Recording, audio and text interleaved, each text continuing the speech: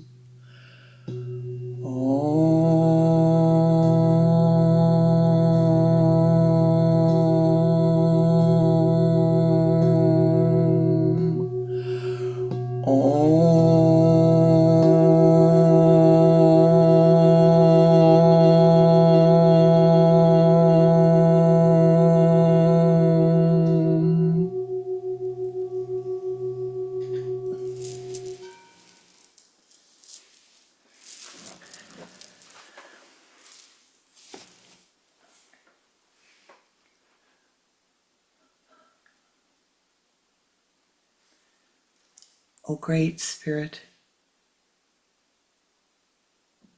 Namaste. Saints and sages of all times, of all places, Namaste. O ye powers that be,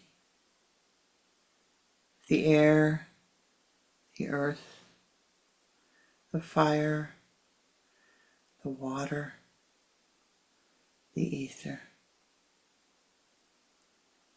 Namaste. Ancestors of all of the bloodlines, of all of the lineages to whom we attune,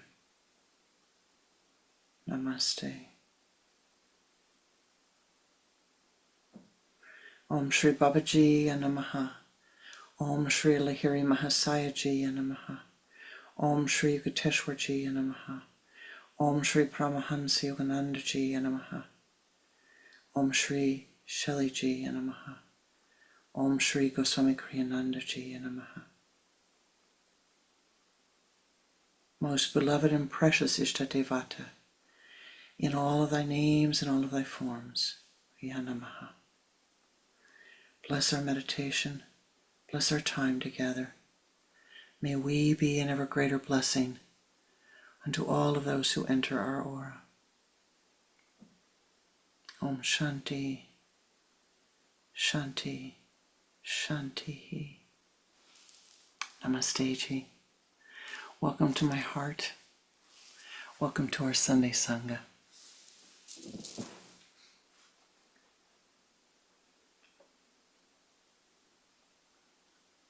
Once upon a yogi time, there was a man who had a wife. He loved his wife very much, and they lived together for many, many years, raising children, having a wonderful life together. But in the way of life, upon the earth, they both aged in body. And the wife became sick of body. She was ill. Ended up in bed. Now, every day of his married life, he had gone out to work. Every day he had gone out to bring home the soybean bacon. And thus, as his wife was ill, he did the same thing. He carried the wood from the forest down to the village to sell for food. Every day, he'd make just enough money for one slice of bread. He'd come home carrying the slice of bread. He collapsed, gave it to his wife, got up a few hours later, had a little bit of water, and went to sleep. And the next day he did the same. Again and again and again and again. And in all of his forgiving, he made, in all of his giving and forgiving, in all of his giving, he forgot the one rule on the earth plane.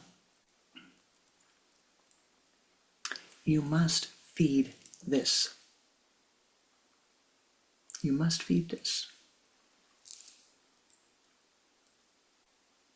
He didn't take a quarter. He didn't take a half. He didn't take 3/4. He took none of the bread. In time, after he had fasted for a long, long, long time, he didn't have the strength to go down in the village anymore and take the wood. And one day, he laid down next to his wife, and he died.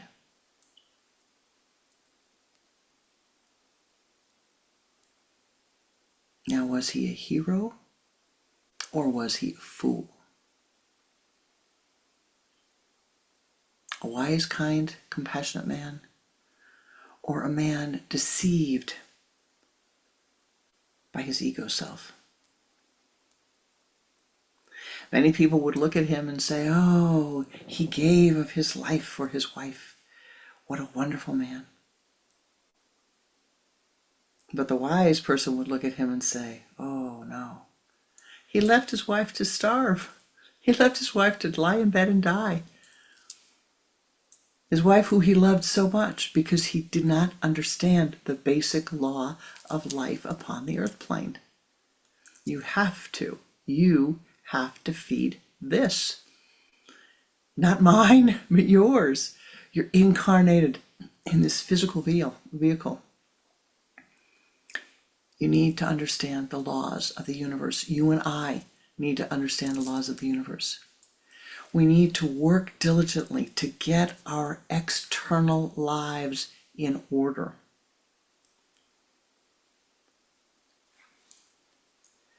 Bring home the soybean bacon.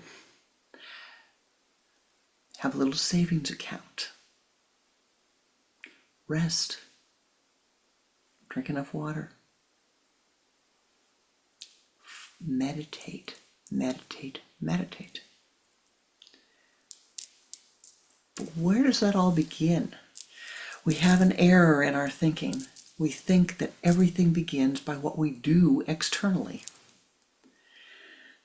It is by what you do in your inner life, by how you change your inner life, that your outer life is changed. The order in your outer life is changed when you change the chokos, the chaos in the inner mind. Now, easier said than done, you might say. And we hear these great wisdoms of the ancient times. Surround yourself with noble thoughts. Let noble thoughts come to you from every side. But what, my dear, is a noble thought? What is a noble thought? Is it a noble thought to think I will go out to work every day and bring home that slice of bread so that the family doesn't starve, so that the mother doesn't starve, the wife doesn't starve, the children don't starve, but I will forget to take a small corner of that for myself because I will in error think they come first. I have to live and work for them. They come first. Do you know how many people, hundreds of thousands of people in this world, devote their entire lives, probably millions really, if we're going to be honest, as many as we are here now upon the earth, their entire lives to their families, to their children, to feeding others? I don't know what city you live in or what environment you live in, but it takes very little to find people. I've met people, not long ago I met a man who was here from Kenya, and he came here to find work, to send money back to his family. And he had been here for 9 years. He was only able to go back every couple of years. He had children in Kenya. I guess every time he would go back, he would have intimate time with his wife. And his wife died last year, it was.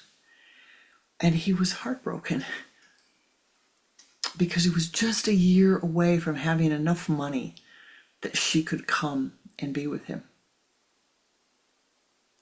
Somehow he managed to find the money to go back to Kenya for the funeral, and his sons stayed there with the other family while he came and continued to live his life working for them, working to improve their lives. His story is replicated around the world. What are you doing?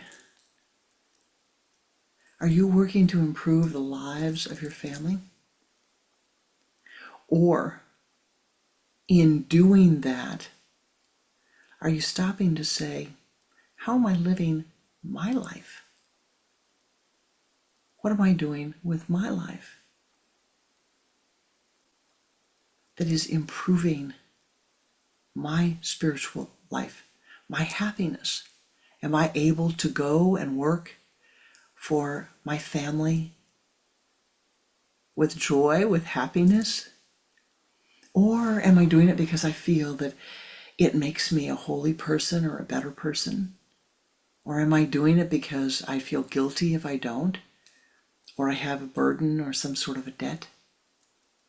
Very, very serious question and very serious challenge, if you will. This is, in Kriya Yoga philosophy, we live in the garden of God. It is a schoolroom, a place that we have come to learn, a place that we have come to learn about the nature of life, the nature of who and what we are, who and what you are. That means putting aside oftentimes the ideas that we pick up along the way. The ideas that if you slave and work 2 jobs and 3 jobs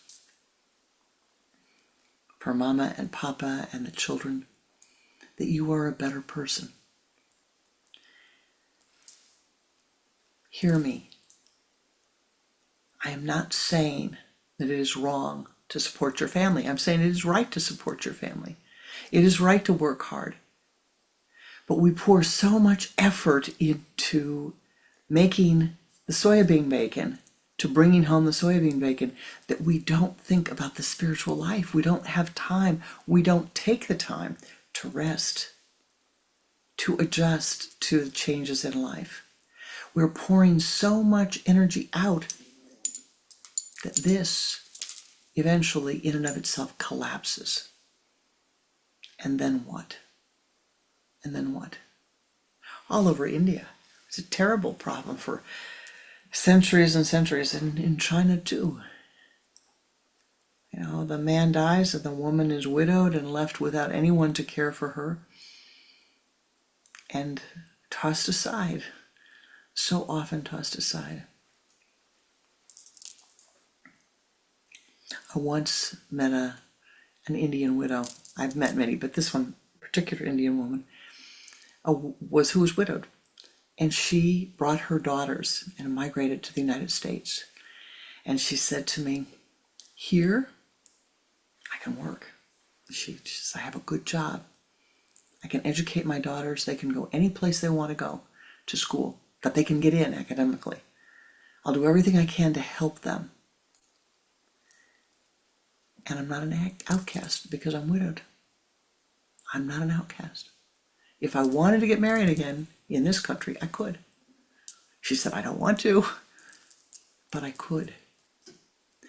She had the wisdom to make a choice, but she also chose to say, what do I need to do beyond just working? Now,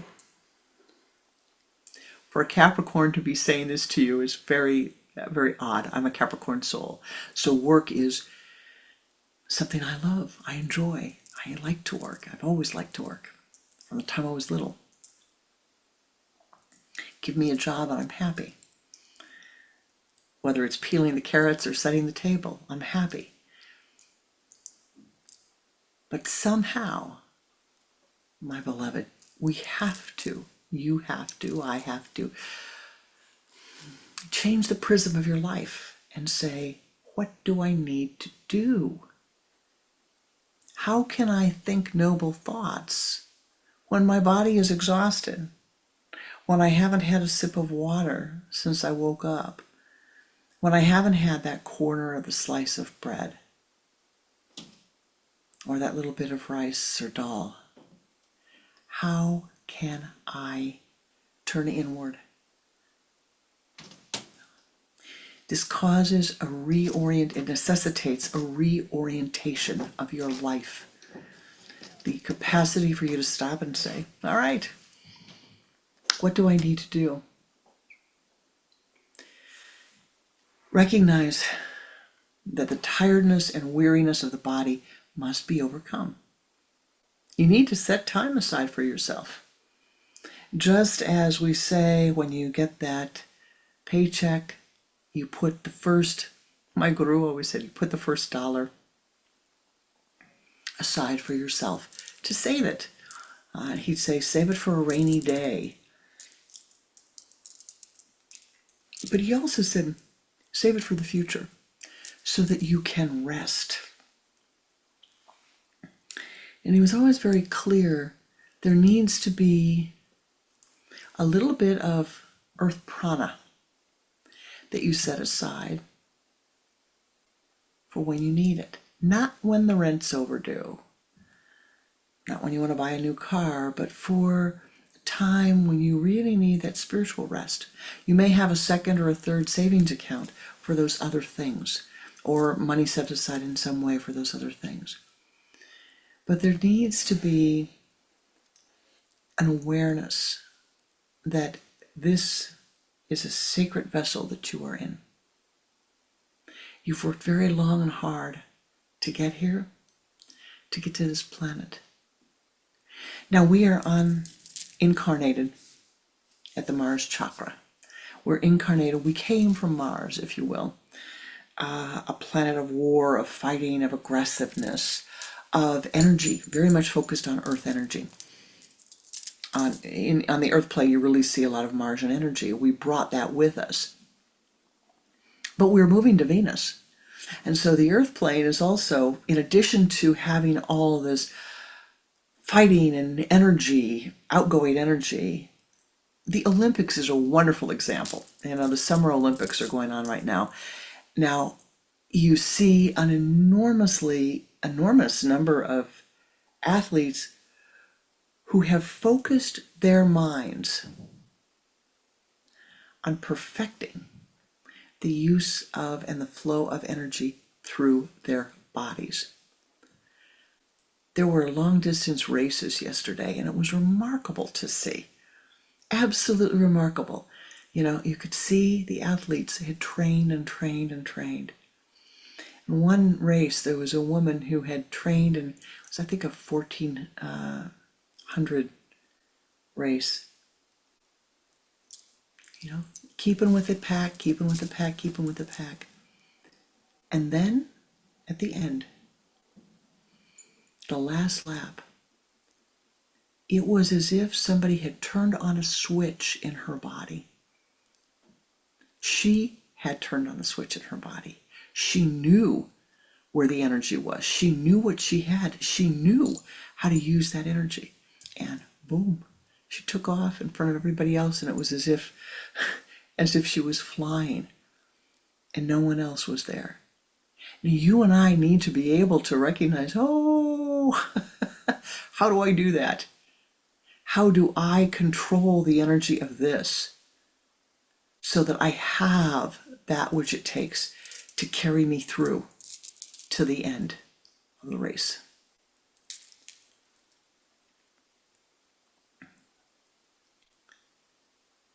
Turn inward. Every day, your bank, your savings account, if you will, your savings bank, comes from meditation. Just a few minutes. We'll have some meditation today. Turning inward, you draw in the pranic energy. You store the pranic energy. You enhance the pranic energy. You multiply the pranic energy so that you are vivifying your life. In doing so, you're not just trying to strengthen this, definitely not this. First, you have to then say, I need to have the energy to observe what is going on internally. What's going on? What are the thoughts that are racing through the mind stuff? Can't do that if my body is so exhausted that I can barely think. You need to get the rest. And then you turn inward.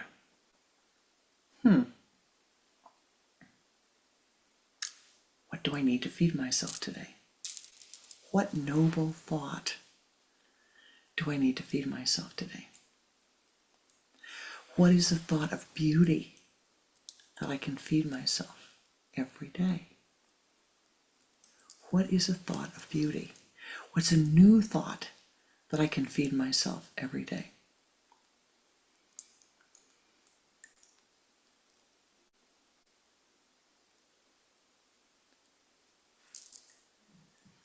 There's a student I know who, a beautiful soul, who is doing a sadhana of finding beauty in photographs every day. Well, one day, this person sent me a photograph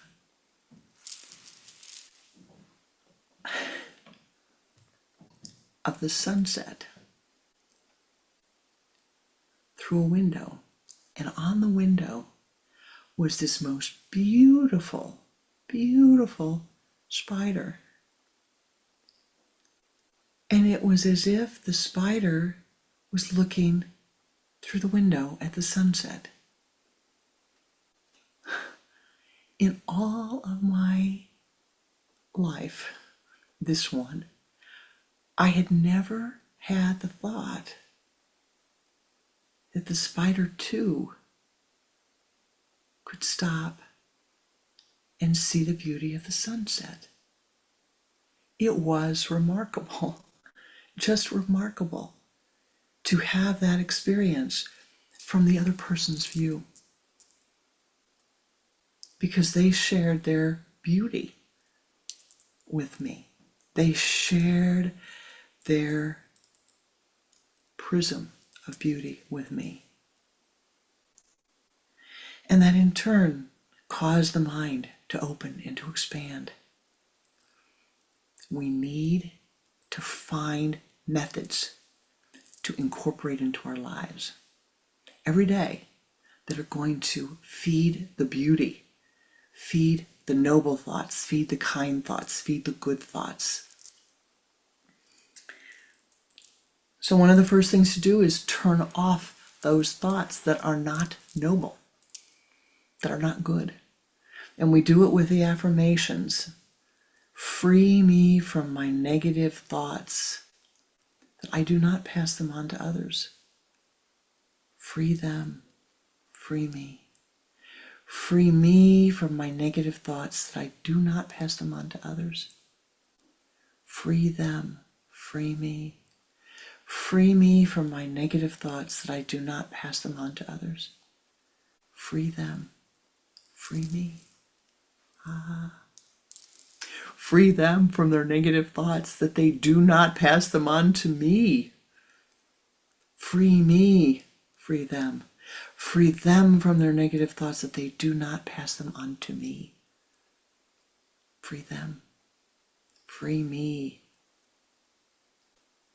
Free them from their negative thoughts that they do not pass them on to me. Free them. Free me. Wow.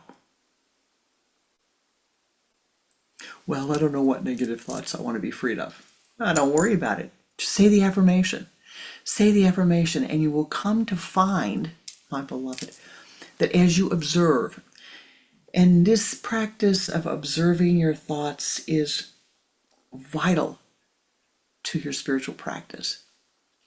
To take a part of your consciousness and lift it above your head, and simply without judgmentalness observe your thoughts. See them. Observe what people are saying to you. Don't react. Listen to them. If somebody says, well, I think you should suffer through this, it's good for you to suffer through this. Free them from their negative thoughts. They do not pass them on to me. Nobody should ever tell you it's okay to suffer. They should never tell you that there's a value in suffering. They should never tell you that you need to suffer. No. Neti, neti, neti. I'm not this thought. I'm not the thought thinking this thought. I am not thought. This is the garden of God. It is not the vale of tears. Now, we may have plenty of tears, or maybe plenty of rocks, but it's within us. We need to make the changes in our thinking, and then the world externally will change for us. We need to make changes in our speech, and then the world will change for us. But you can't walk around crabbing and complaining and expect the world is going to change.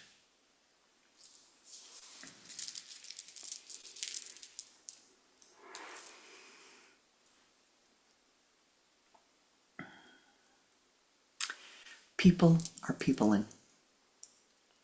People will do what they do because they're people. They're peopling. You're a people. I'm a people. On the earth, that's what we are. That's the bodies we're in. But you are also an immortal soul.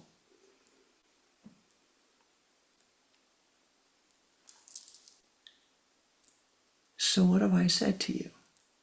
I've said there's a trap. The trap is you're spending too much time focused externally.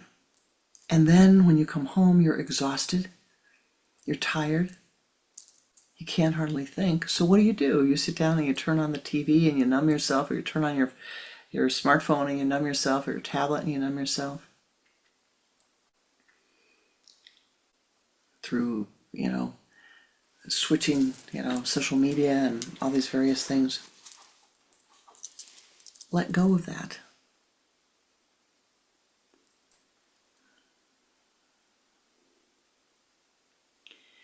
Save time to sit and be quiet. It's amazing. Try it now, just for a minute. Just shut your eyes.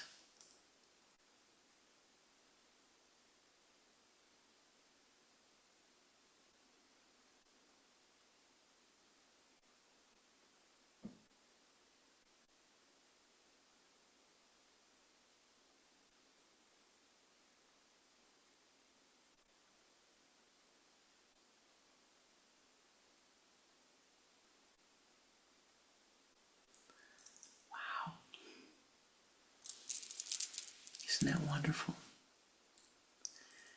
Can you feel the prana flowing in to your being?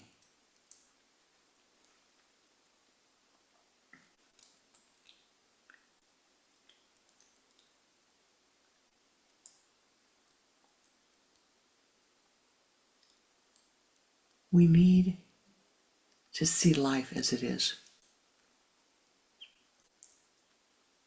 Not as you want it to be, but as it is.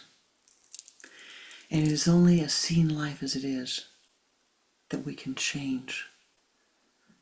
That we can change our thinking, we can change our responses, we can change our attitudes, and thus we can change the karma. But to do this, you need to meditate, to meditate, to meditate. Turn inward and meditate. And you need to take a part of your consciousness. One needs to take a part of one's consciousness. And without judgment, but with discernment, see. And my beloved, when you make an error in judgment, it's okay. Stand up and walk on. You'll have a chance to do it again. Remember, remember, remember.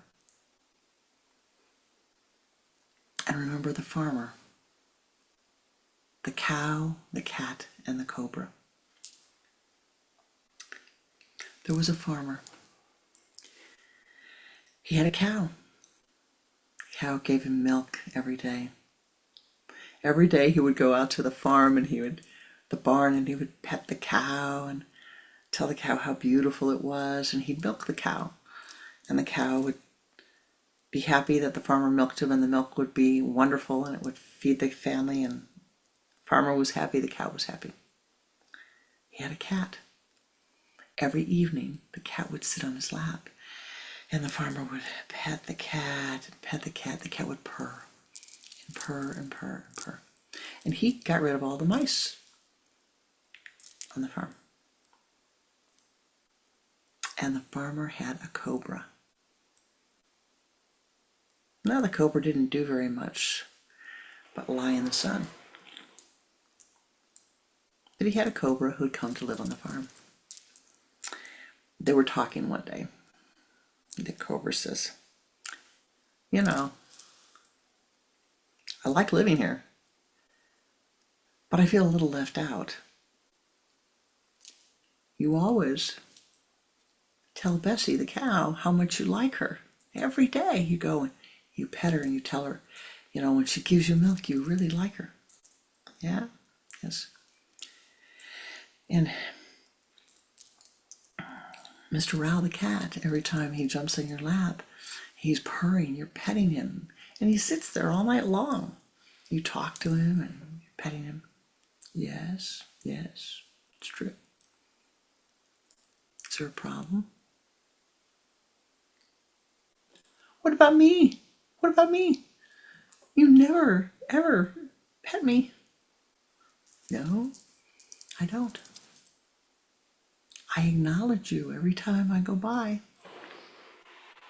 Don't I?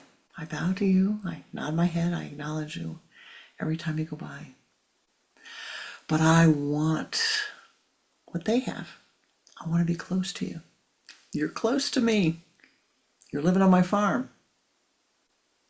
Look, you've got your own rock, you've got the sun, you're close to me. Don't you trust me?" said the cobra. "Don't you trust me?"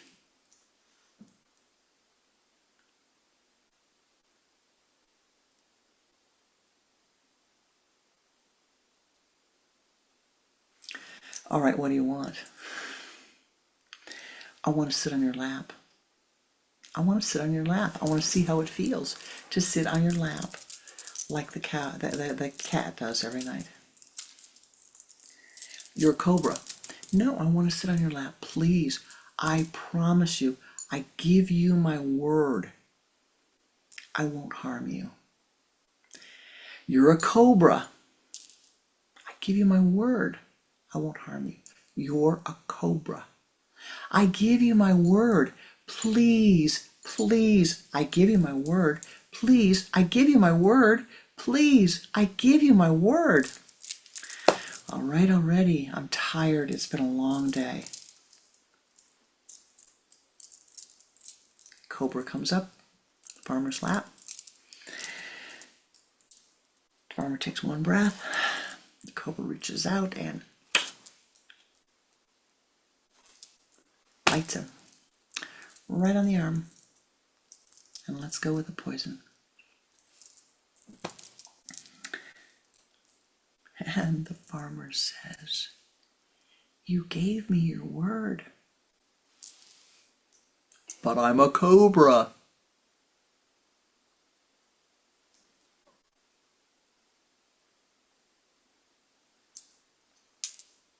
Who in your life, what situations in your life are you drawn into, my beloved, that you get into because somebody has said, "Please, please, please, I give you my word. Oh, you're not going to be harmed. Oh, just come with us. It'll be all right." You're worn down. You're manipulated into doing something that you know is harmful for you. And then the cobra strikes and bites you. Those are the situations that we must watch out for. The brother who's cruel every time you talk to him on the phone. But you keep answering the phone. You keep expecting him to be different. You keep going out there to visit. No, no. Stop answering the phone, my beloved. Stop walking into the trap.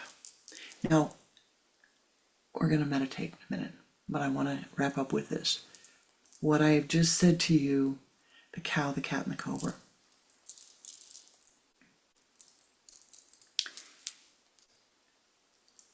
You need to find the energy. You need to create energy in your life. That means rest.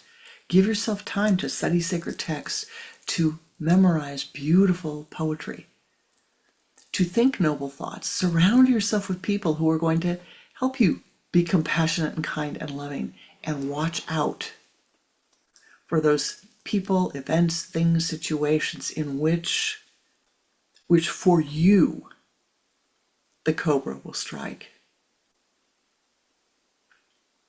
Doesn't mean the person's bad. It means they're not for you, relative to you. It is not helpful. And that really means, how does it happen? Remember the cobra. When you get in a tough situation, remember the cobra. The consistent, repetitive, gimme, gimme, gimme, gimme, gimme, gimme, oh please, oh please, oh I won't hurt you, oh it won't hurt you, please take a little of the poison, it won't hurt you. And you get tired. And you say, okay. Have enough energy that you can simply say, look, it's time to cut this off. The answer is no. Not good for me. I'm sorry your feelings are hurt. Go sit on the rock or go find another farm. It's not cruel, my beloved. You need to eat a piece of the bread yourself. You need to have the energy, keep the energy, sustain the energy for your inner life in order to calm your outer life. And now, let us do that together. Let us meditate and strengthen our inner lives and find some joy and peace, and let the prana of the earth flow into your beings so that you may find the joy of life, the goodness of life, and that you might sup upon it, that we might sup upon it together. Namaste, Ji. Sitting with your spine erect, your hands in the Om Mudra, with the index finger and the thumb together, the 3 fingers remaining in a cup placed upward upon your thighs. Turn your head to the left and exhale twice. Bring the head back to the center, beginning to watch the breath.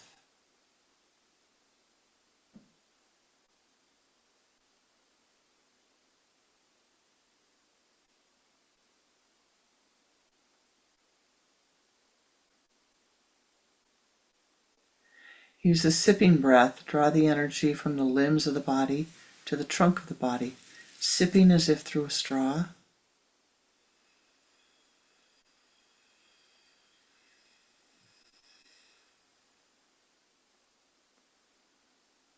From the trunk of the body, draw the energy into the spinal column.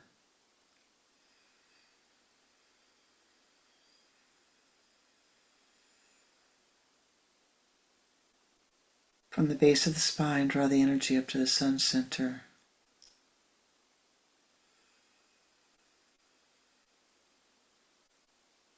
Move that energy out in front of you as a golden ball of light.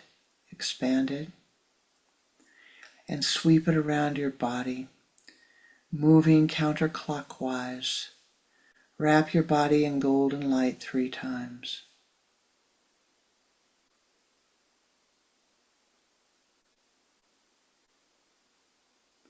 Expand that golden light.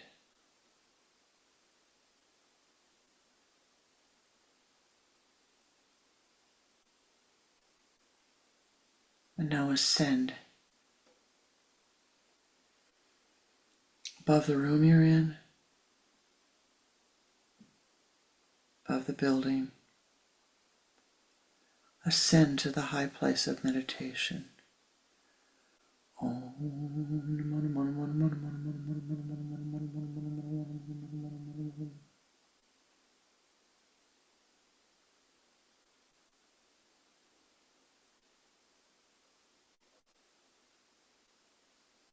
Reaching the high place of meditation, find yourself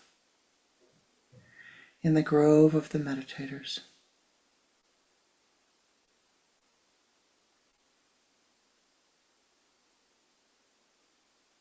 Find a comfortable place.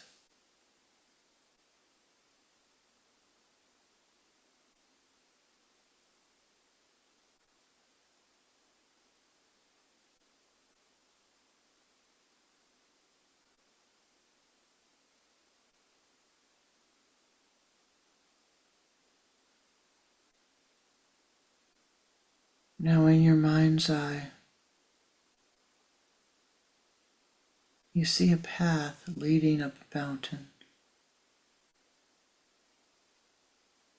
Enter the path.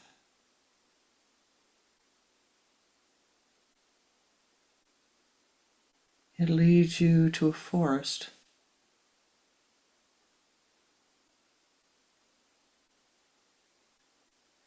Easily you ascend through the forest.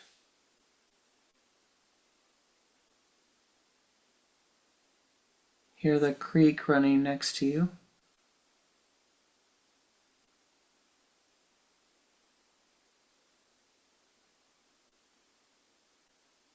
Feel the sun coming through the trees as you ascend.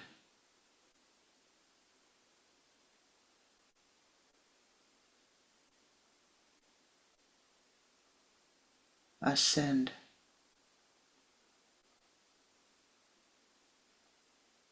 The path opens to a meadow filled with birds, butterflies, dragonflies.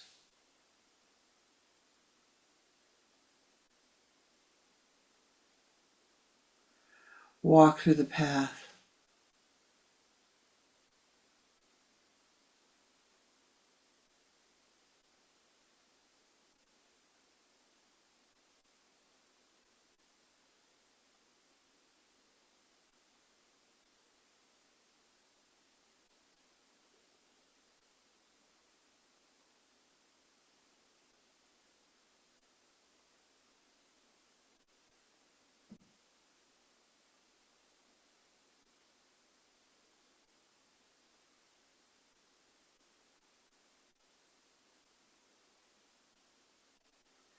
Return to the forest, the high forest now. You're ascending halfway up the mountain.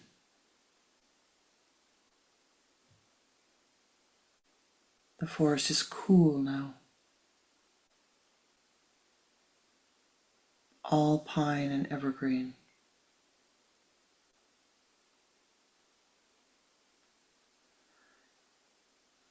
There's a brilliant light shining in front of you.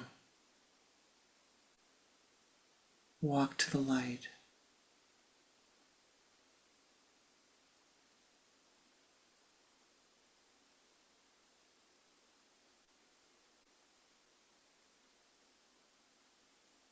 The path opens to a grove, and you can see a shrine there, radiant with light.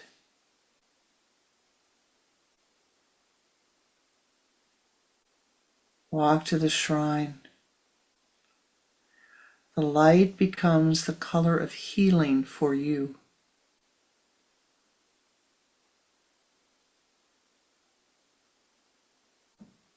Enter the shrine. Walking to the back of the shrine.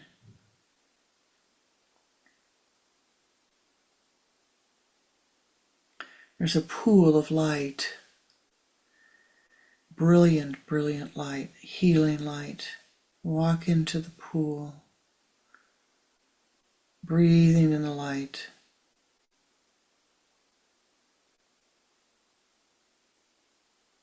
Walk now to the waterfall of light that is feeding that pool, and stand beneath the waterfall.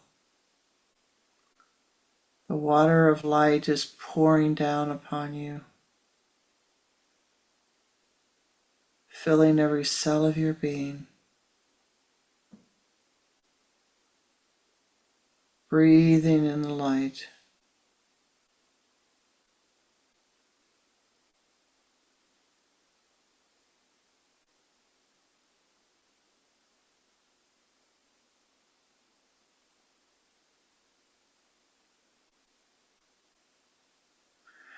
All of the karmas are washing away. All of the weariness, the negativity, the hurt, the pain, the suffering, all of the difficulties are washing away. The light is filling every cell of your being, pouring down upon you, down upon your crown center, over your body, through your body, filling every segment of your body, every cell of your body, every particle of your being, filled with the healing light.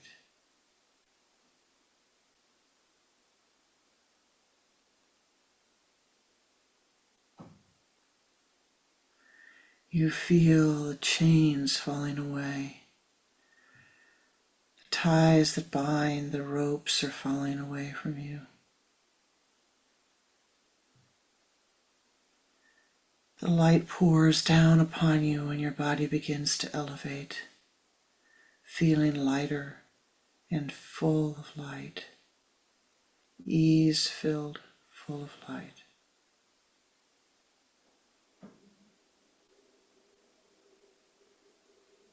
Walk forth from the shrine, walk forth from the waterfall of light, continuing to breathe the light,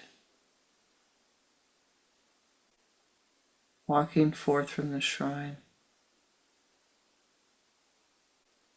filled with light.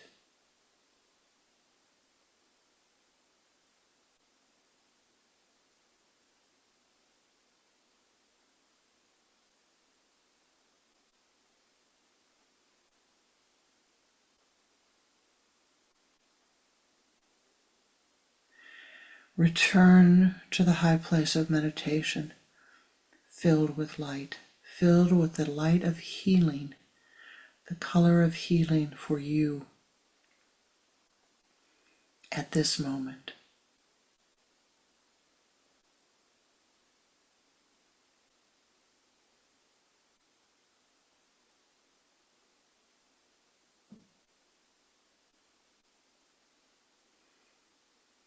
As we return to the grove of the meditators, see yourself in front of the flame of Kriya, the flame of the light divine. As we draw in together our spiritual energies to send forth our blessings unto all life forms. O ye powers that be, Thou knowest better than we that which is needed. As we offer forth our prayers, assist, strengthen, vivify, that the prayers may go to soften the karmas as most needed. As we chant the Om Shanti mantra, visualize the golden rings of light, again in the color that you see as healing, the golden rings of light pouring down, first upon Mother Earth, through her, around her, within her, that all that she needs may be had.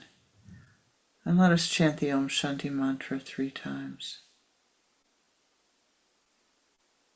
Om Shanti, Shanti, Shanti. Om Shanti, Shanti, Shanti. Om Shanti, Shanti, Shanti.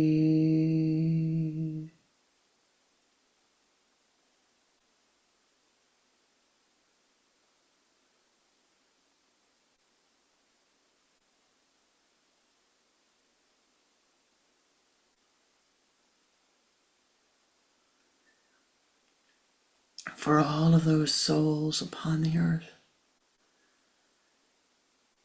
who are living with food insecurity, with water insecurity, with housing insecurity, for all of those beings living in war, living amongst greed and anger and hatred, for all of those beings confined in whatever prison, for whatever reason. Let us chant the Om Shanti mantra 3 times. Om Shanti, Shanti, Shanti. Om Shanti, Shanti, Shanti. Om Shanti, Shanti, Shanti.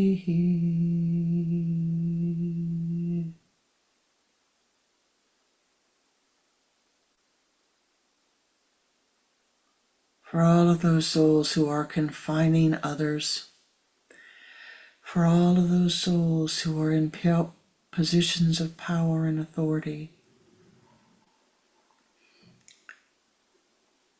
may their greed be dissolved. May their biases and prejudices be dissolved.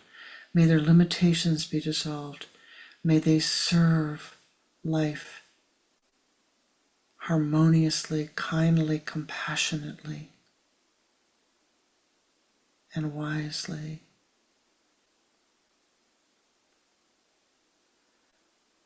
Om Shanti, Shanti, Shanti.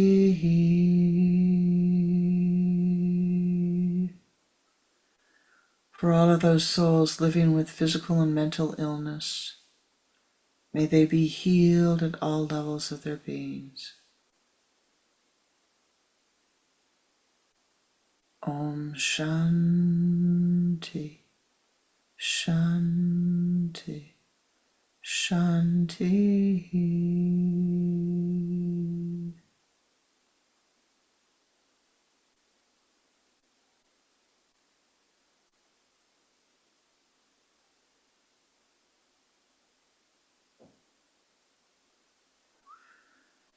O ye powers that be, thou knowest better than we the needs upon the earth. As we chant this mantra, may those needs be met. May the karma be softened for all beings.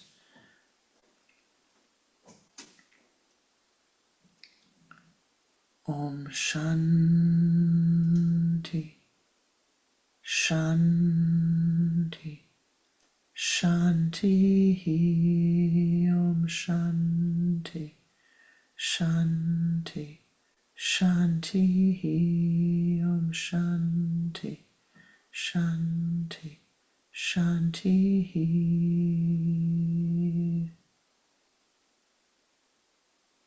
For all of those souls who are leaving the earth, may they remember their good deeds. May they remember their goodness.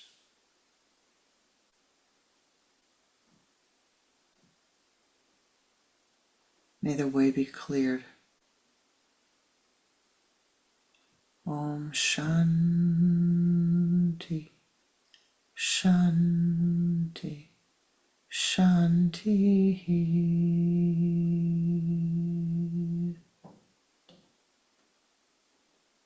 For all of those souls returning to the earth, may they remember their past good deeds.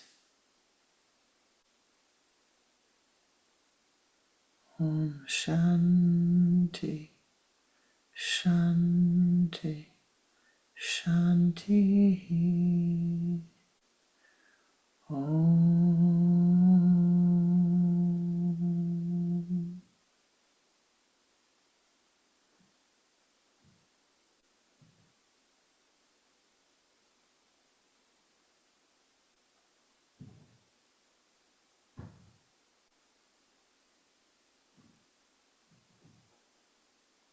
Be thou blessed, be thou blessed. May the golden dewdrops of Anandic bliss pour forth upon thee at this moment, filling every cell of thy being with Ananda, Ananda, Ananda, Ananda, Ananda, Ananda, da, da, da.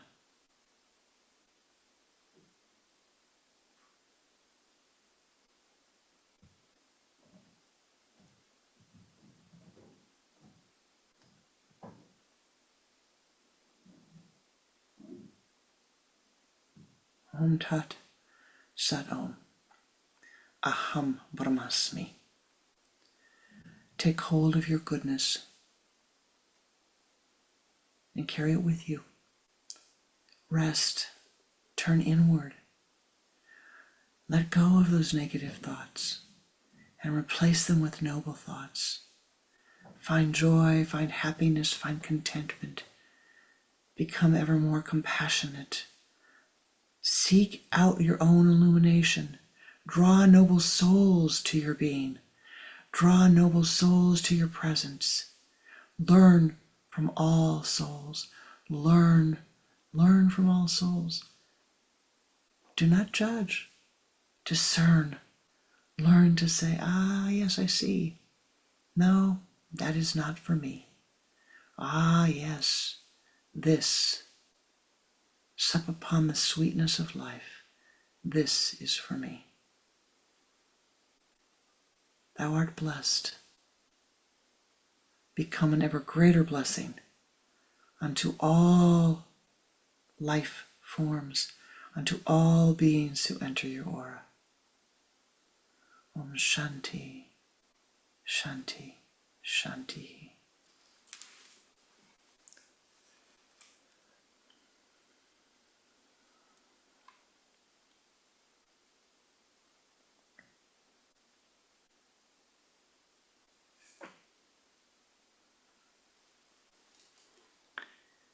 Thank you for the blessings of your presence, for your meditative energy. Be thou blessed. You are blessed. Namaste, Ji.